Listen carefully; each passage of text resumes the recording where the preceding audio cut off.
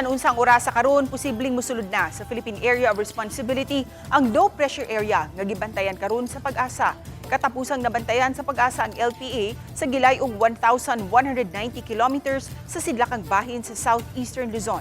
Matod sa PAGASA, taas ang tsansa ni ini nga mamahimong usa ka bagyo ug kun mahitabo man kini, pagatawgon kining bagyong Wilma. Sa initial track sa PAGASA, posible kining maglandfall sa Caraga o Eastern Visayas karong weekend. Mamahimong tadlason ni ini ang Kabisayan sa mosunod nga mga adlaw. Apan mamahimo usab nga mabag-o ang direksyon ni ini. Busa padayon lang mga kapuso sa pag-monitor sa mga updates. Sa pagkakaroon, wala pa'y epekto ang LPA, apan padayong bupauwan ang amihan, Intertropical Convergence Zone kun ITCZ ug localized thunderstorms.